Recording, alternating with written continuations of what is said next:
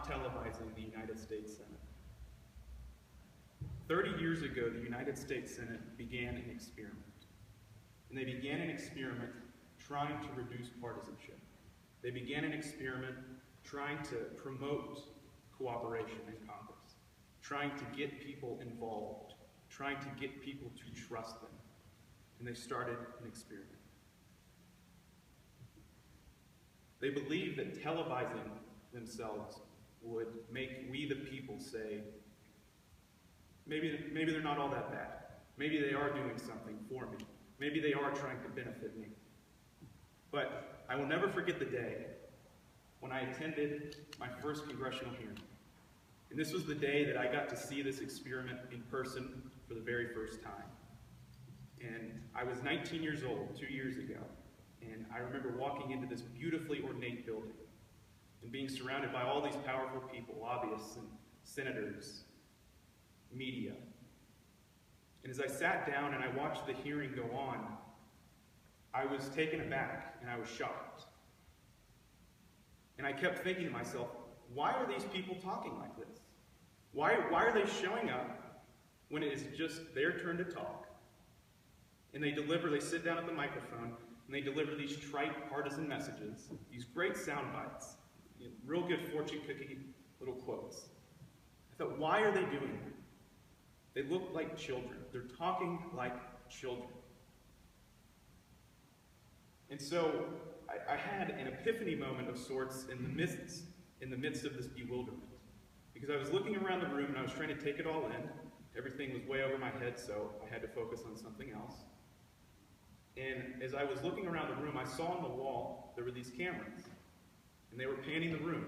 And I noticed how they would zoom in on whoever was speaking at the time. And when it would zoom in, it would make that little sound. And that's when I realized they're not talking to each other. They're not trying to solve the problems that we sent there to solve. Because they're talking to the rest of the world. They're still campaigning. They're still trying to get us to support them. They're still trying to get interest groups to finance their next campaign. But we don't send people to Washington, D.C. to run for office. We send people to Washington, D.C. to represent us, to make laws that are going to affect our daily lives. And so I began asking that question. And the first thing that I came across was that, why does it even matter? C-SPAN, nobody watches C-SPAN. Why does it matter? And this may be the most shocking thing that I say all day. An average of 45 million Americans per week watch C-SPAN. And really the only thing that tells me is that we have a serious chronic insomnia problem in the United States.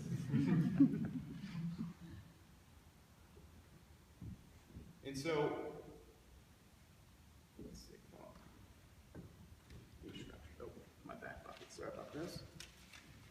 No, I'm sorry. I'm glad about it. Oh yeah, and so, we all know that Congress is broken, we all know that things are bad, but we all disagree on how we're going to make things better. We disagree about how we're going to fix this. And one of the most shocking things for me is there's this reality, this fundamental principle about human nature that we're ignoring. And that is this: human beings, politicians in particular, are not necessarily good or bad. But what we all are is self-interested. And so the great challenge 240 years ago when the United States first began is the same challenge that we're still facing today. And that is, how do we create a political system that directs self-interested people to act in ways that advance the common good?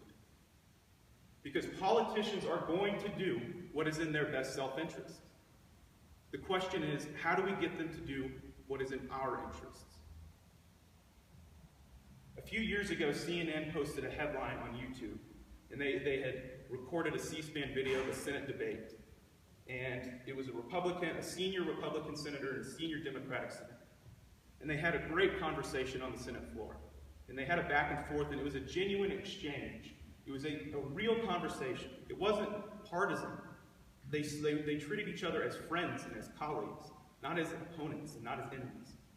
And here's how CNN described that interaction. with the headline in all caps, "Shocker, a real Senate debate." That is how far we've come, where a real, authentic conversation is a shock. So the question is, how do we not make that shocking? How do we make that commonplace? And I found a word for this, and this is something that transcends the United States Senate, because this is something that affects each and every one of us. And this is a question in a word that we all use every day, even though we may not recognize it as such. And that is,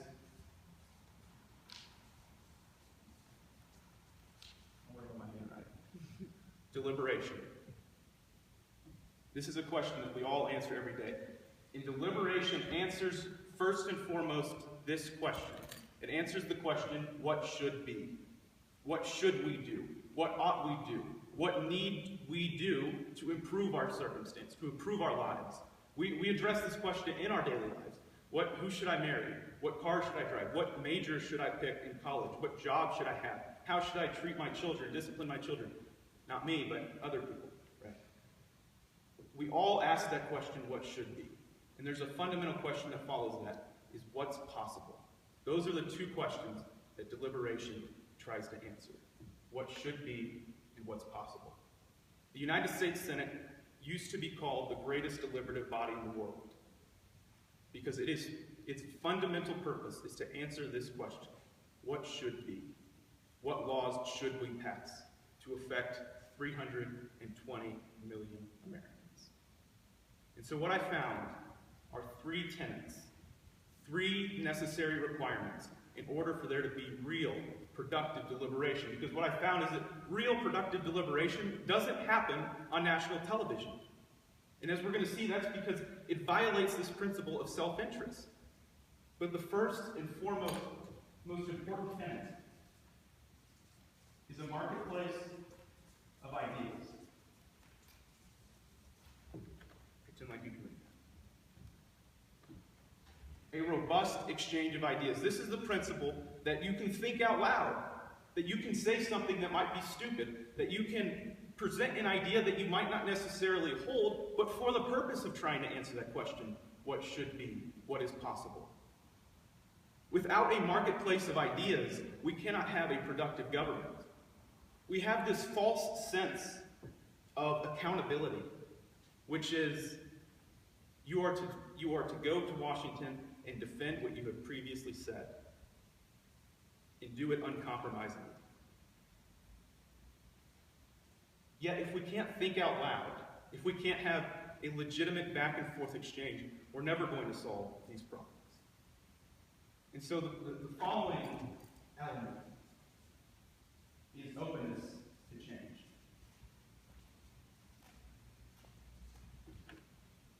If you're not willing to change your mind when confronted with a better idea, with a better argument, with a more superior wisdom of a colleague or whomever, you're never going to answer the question, what should be. We're never going to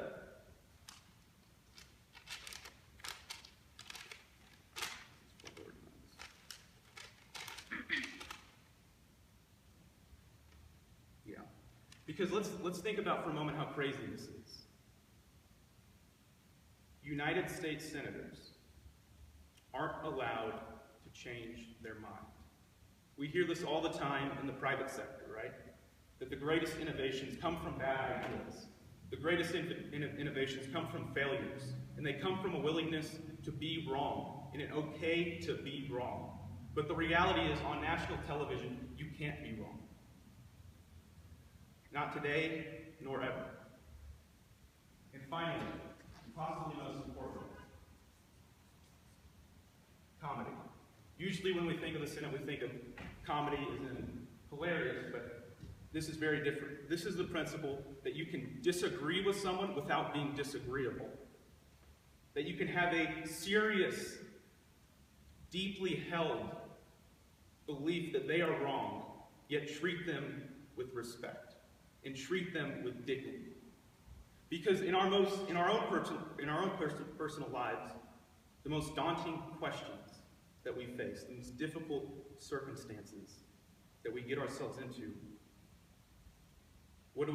We deliberate We deliberate with those we trust, with those we respect. And that is why we're able to answer these questions.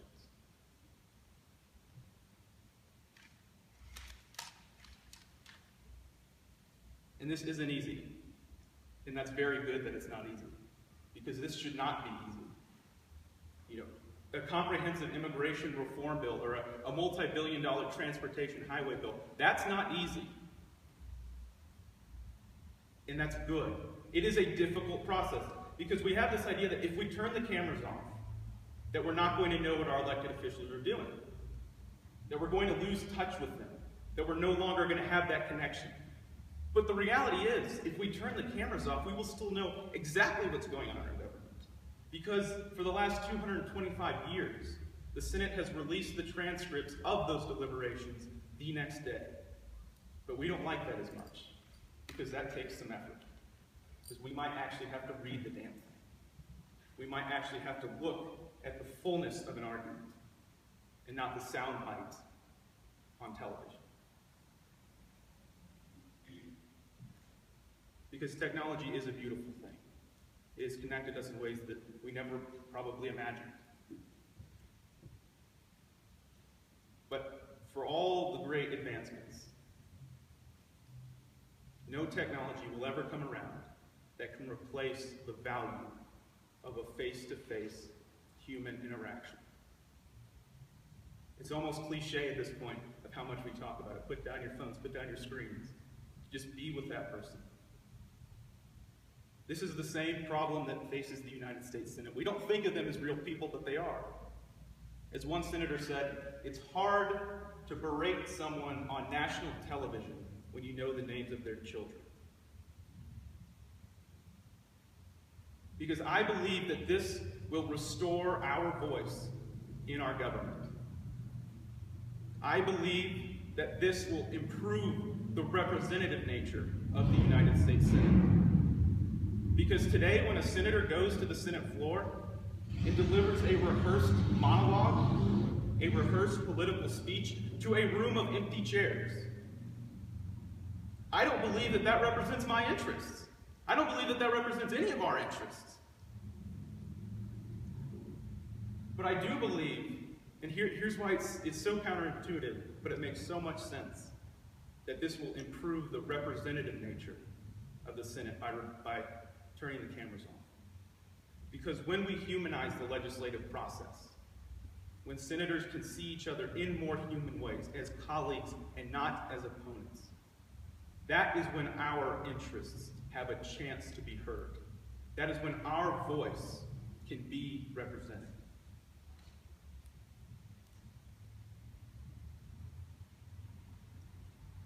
And transparency, again, is a wonderful thing.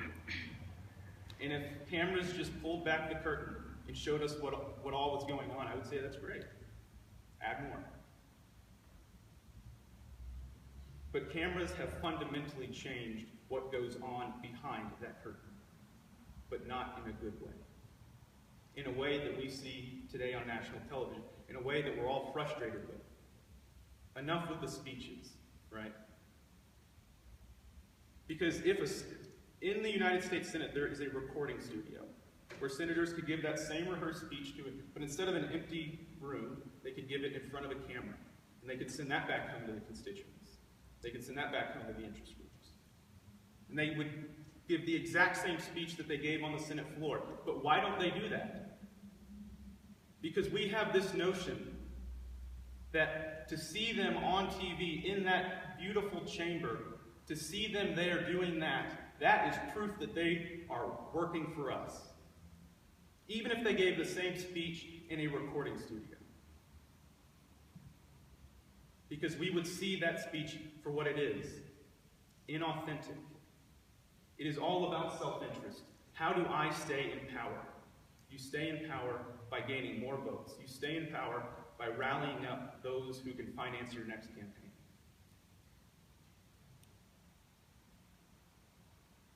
Because so long as the deliberative process is being televised for the world to see, the United States Senate is going to be a body of politicers and not a body of policymakers.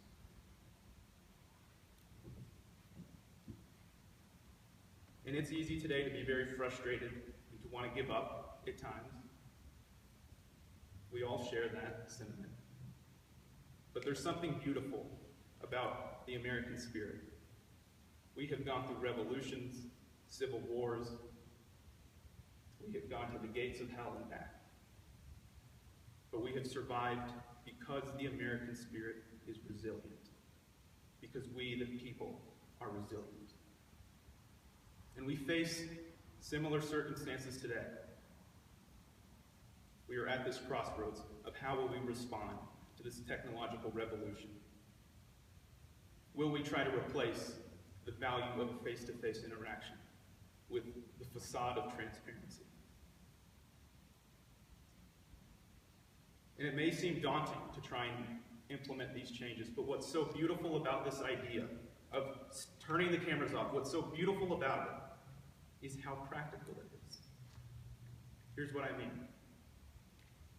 This is not required by law that the Senate televise its proceedings. It doesn't take the House and the Senate to agree, which doesn't happen too often, and then the President to sign into law to turn the cameras off. No.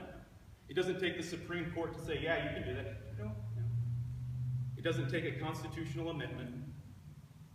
It takes 51 out of 100 senators to stand up and say, turn them off.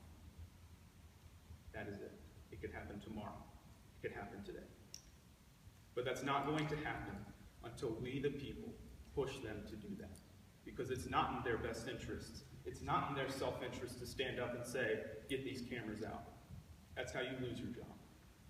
But if we, the people, say, I want you to do this, we want you to do this, we see the environment that you're trying to deliberate in, and it's not working, that is when they will respond. And I find great solace in the words of Dr. Martin Luther King. And he said, when you're trying to start a movement, when you're trying to change something that seems like it can't be changed, he said, if you can't fly, then run. If you can't run, then walk. And if you can't walk, then crawl. But whatever you do, you have to keep moving forward.